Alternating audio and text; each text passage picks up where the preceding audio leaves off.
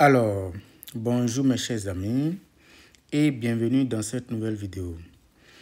Aujourd'hui, nous allons résoudre dans grand Z au carré l'équation x carré plus y carré égale 2025.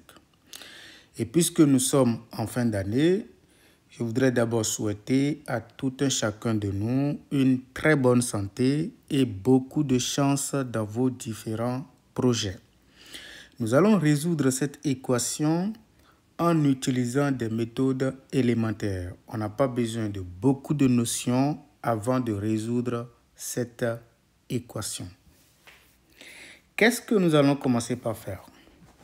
Nous avons x au carré plus y au carré égale à 2025.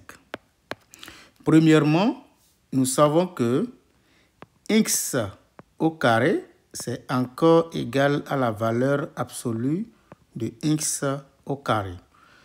De la même manière, y au carré, c'est égal à la valeur absolue de y au carré. Et donc, l'équation qu'on nous propose ici devient exactement valeur absolue de x au carré plus la valeur absolue de y au carré égale à 2025 tout simplement. Et donc, on va essayer de poser grand X égale à la valeur absolue de x et grand Y égale à la valeur absolue de y. En conséquence, notre équation devient tout simplement grand X au carré plus grand Y au carré égale à 2025. Bien entendu, grand X est supérieur ou égal à 0. Grand Y aussi est supérieur ou égal à 0. Simplement parce que grand X, c'est la valeur absolue de x. Grand Y également. Quand on regarde maintenant la nouvelle équation à résoudre en grand X et en grand Y, on peut commencer par faire la chose suivante. Nous avons ici grand X au carré qui est un entier. On peut prendre ça dans grand N parce que c'est un carré. Ici, nous avons également tout ceci qui est un entier naturel parce que c'est un carré. Mais dans le second membre, nous avons un nombre qui est impair. Donc ici, vous avez un nombre qui est impair et nous avons la somme de deux entiers qui donne un nombre impair. Donc ici, nous allons écrire que 2025 est un nombre impair. Est un nombre impair. Alors, si 2025 s'écrit sous la forme de la somme, s'écrit comme somme de deux entiers, ça veut dire que nécessairement l'un, d'accord, entre l'un est pair et l'autre est impair. Si 2025, qui est un nombre impair, s'écrit comme somme de deux entiers, nécessairement l'un est pair et l'autre est impair. Pourquoi? Parce que vous savez tous que quand vous prenez la somme de deux nombres entiers pairs, la somme est forcément un nombre pair. Mais quand vous prenez la somme de deux nombres dont l'un est pair, l'autre est impair, nécessairement le résultat est impair. C'est ce qu'on va utiliser ici. Et donc, alors, on peut supposer que x carré est pair et y carré est impair. Donc, x carré impair, x carré pair équivaut à x pair. Donc, si vous avez le carré d'un entier qui est pair, nécessairement, le nombre lui-même est également un nombre pair. Vous avez le carré d'un entier qui est pair, nécessairement, ce nombre-là est pair. Vous pouvez essayer de faire cet exercice-là facilement. De la même manière, si vous avez le carré d'un entier qui est impair, nécessairement, le nombre en question est impair. Par conséquent, nous allons donc poser grand X égale à 2 multiplié par 1 entier, donc avec P, élément de grand N, et grand Y égale à 2Q plus 1, avec Q également positif, 1 entier. Parce que quand on dit qu'un nombre est pair, sa forme, c'est exactement ça. Quand on dit qu'un nombre est impair, sa forme, c'est exactement ça. Maintenant, nous allons essayer de calculer le carré, d'accord, et maintenant exploiter cette équation. Donc, le grand X au carré, c'est exactement 4 multiplié par P au carré. Et le grand Y au carré, on va développer tout ce que nous voyons là. C'est exactement 2Q plus 1, le tout au carré. Et donc ici, on obtient 4Q au carré plus 4Q, c'est un développement, plus 1 tout simplement.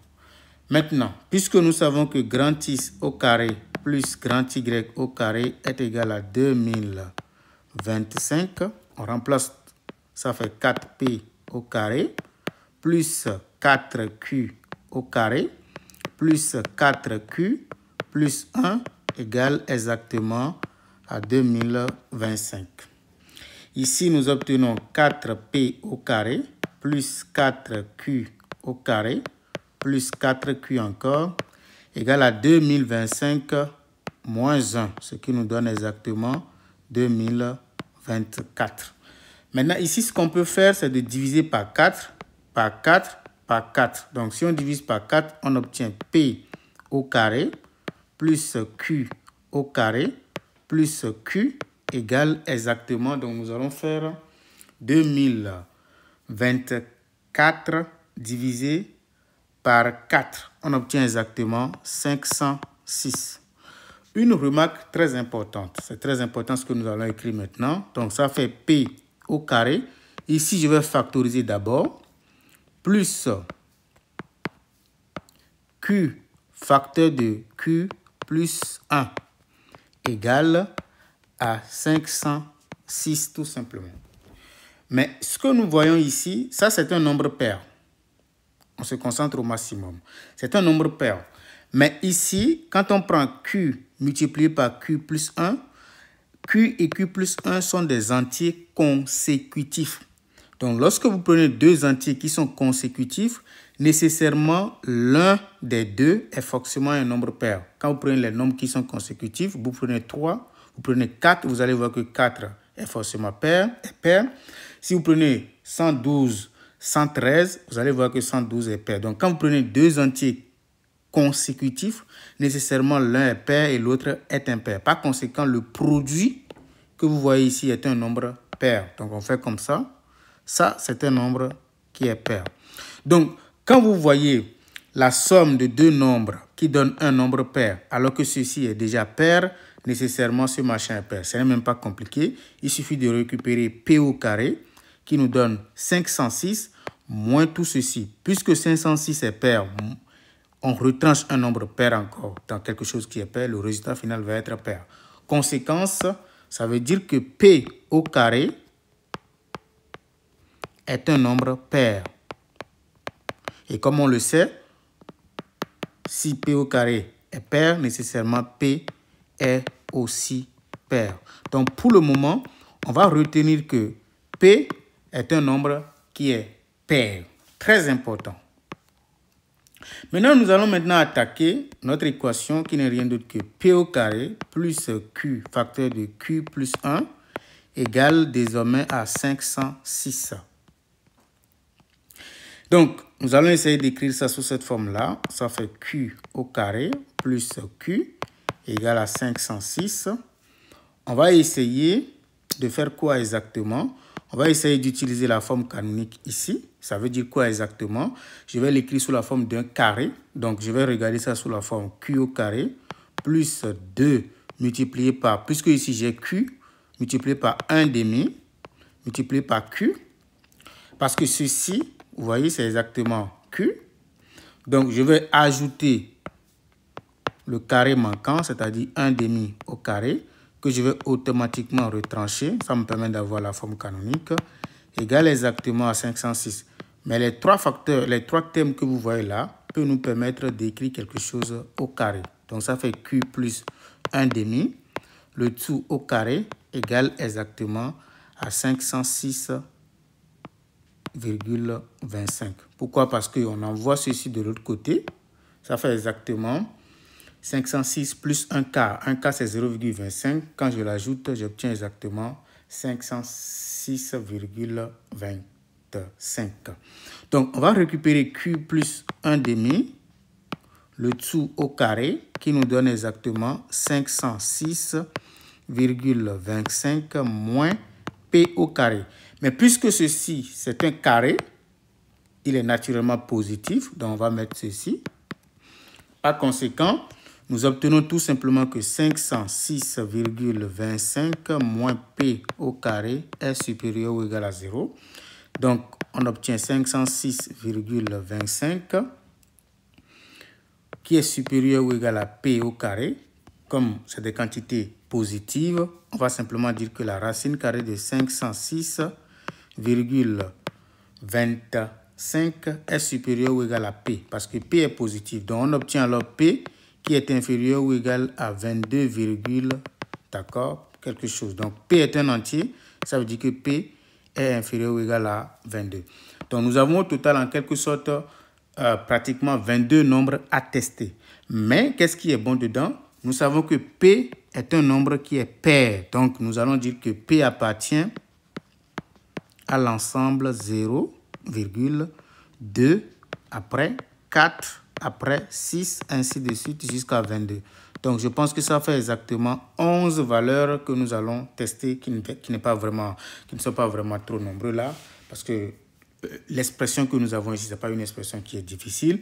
Mais nous savons que x étant égal à 2p, n'oubliez pas la valeur de x. Or, grand x, ce n'est rien d'autre que 2p. Par conséquent, ça veut dire que grand x appartient, puisque p appartient à cet ensemble, ça veut dire que grand x appartient. Maintenant, on va multiplier chaque valeur ici par 2. Vous voyez? Et donc, on obtient 0,4,8, on multiplie par 2. Chaque fois, on fait des parts de 4 jusqu'à on multiplie également le dernier par 4 et par 2, pardon, ce qui nous donne exactement 44. Donc, on va essayer maintenant de faire un petit tableau. Nous savons désormais que grand Y au carré, ce n'est rien d'autre que 2025 moins X au carré. Donc, nous faisons ce tableau-là qui va nous permettre... Donc, ça, ce sont les différentes valeurs prises par grand X et ici, grand Y. Donc, nous avons 0, nous avons 4, nous avons 8, nous avons 12, nous avons 16, nous avons 20, 24, 28, 32, d'accord, 36, 40 et puis 44, c'est tout. Voilà. Maintenant, nous allons voir. Pour chaque valeur, nous devons calculer ceci. Nous devons calculer 2025 moins x carré. Donc, pour la première valeur, quand on fait 2025 moins 0 au carré, on obtient 2025. Et n'oubliez pas, 2025, on peut décomposer facilement. Bon, bien, on calcule directement sa racine carrée pour ne pas trop faire tout là. Ça fait exactement 45. Voilà. Donc, pour grand X égale à 4, on voit que Y au carré donne exactement, donc on calcule, donc ça fait 2025 moins 4 au carré, c'est-à-dire moins 16. Vous voyez? Donc ça nous donne ici 2009. Or, la racine carrée de 2009, ce n'est pas un entier. D'accord? Donc ça veut dire que ici, on n'a pas de valeur possible pour le grand Y, parce que grand Y est un entier. D'accord? On continue. D'accord? Puis on constate que ceci également, ça ne marche pas. Ici, ça ne marche pas. Ici, ça ne marche pas. Ici, ça ne marche pas. Ici, ça ne marche pas. Vous calculez simplement. Ici également, vous constatez que ça ne marche pas. Il suffit de calculer. On continue. 32, ça ne marche pas également. Et puis 36, on constate que pour 36, quand on prend 2025 moins 36 au carré, moins 36 au carré. Voilà, on voit que ça fait exactement 700. Donc, vous faites la même chose pour le reste. Maintenant, pour grand X égale à 36, on remarque que y carré égale à 729. Donc, quand on prend ça racine carrée, on obtient 27. Bravo. Donc, ici, nous avons 27 tout simplement. Et également, le reste, ça ne prend pas. Donc, en réalité, on voit clairement que le grand X, grand Y, appartient à l'ensemble au couple. Donc, nous avons le couple 0,45 et le couple, d'accord, 36, 27. Ça, c'est lorsqu'on considère grand X pair et grand Y impair. Donc, comme on sait qu'on peut faire la même chose, on peut faire jouer le rôle de Y à X. Ça voudra dire désormais que pour trouver toutes les autres valeurs, on va simplement permuter le rôle. Ça va faire 0,45,36,27. Maintenant, ça fait 45,0,27,36 tout simplement. Donc, voilà les solutions. Maintenant, puisqu'on cherche les solutions dans grand Z, n'oubliez pas, nous on cherche petit x et petit y. Nous savons que grand X, ce n'est rien d'autre que la valeur absolue de X. Et donc, on va avoir plus ou moins, c'est-à-dire que pour chaque expression donnée, pour chaque valeur de grand X donnée, on devait avoir soit le X va être égal à la valeur trouvée ou son opposé. Vous voyez, donc c'est pourquoi on va prendre les opposés de tout ce que vous voyez là, d'accord, avec tout là. Donc ici, si vous voulez, je fais un exemple rapidement. Donc pour grand X, par exemple, égal à 36, ça équivaut à dire que valeur absolue de petit X égale à 36. Donc X égale à 36 ou X égale à moins 36. Voilà pourquoi nous allons essayer de mettre dans l'ensemble solution les opposés de tout ce que nous avons trouvé. Ça nous permet de dire que X, Y, petit y appartient maintenant à l'ensemble. Donc on va l'écrire correctement 0,45,45,0. Maintenant, leurs opposés maintenant, ça fait 0. Si vous voulez, je change de couleur. Ça fait 0 moins 45, moins 45 et puis 0. On continue. Maintenant pour 36, 27. 36, 27. Donc nous avons également 27, 36. Maintenant on prend les opposés. D'accord? Quand on prend les opposés, on obtient quoi? Moins 36, 27, moins 36, moins 27. Après ça, on obtient, disons, 36 moins 27. D'accord? Et on fait la même chose ici. Ça fait moins 27, 36. Moins 27, moins 36. Et puis, vous avez 27 moins 36. Voilà, donc ça, c'est l'ensemble solution. Donc, il faut prendre les opposés, tout ça là, et puis vous avez exactement l'ensemble solution. D'accord? Donc, à part la solution triviale, si on veut simplement écrire une relation, on va simplement dire que pour un triplé non trivial de Pythagore, par exemple, on va simplement dire que 2025 qu'on voit là, c'est exactement 36 au carré plus 27 au carré. Vous voyez, ça, c'est un triplé. C'est un bon exercice, par exemple, pour les élèves qui utilisent souvent la propriété de Pythagore. Donc ici, le 2025 ici donne exactement 45 au carré égale à 36 au carré plus 27 au carré, tout simplement. Vous voyez? Donc ça, là, c'est juste un commentaire que je fais ici. Donc, l'ensemble solution de notre équation, ça va être exactement ceci. S dans Z au carré, ça va être exactement tout ça. D'accord? Voilà. Donc, c'est la fin de cette vidéo. N'hésitez pas à vous abonner, à aimer la vidéo et à commenter surtout. Merci beaucoup et bonne fin d'année.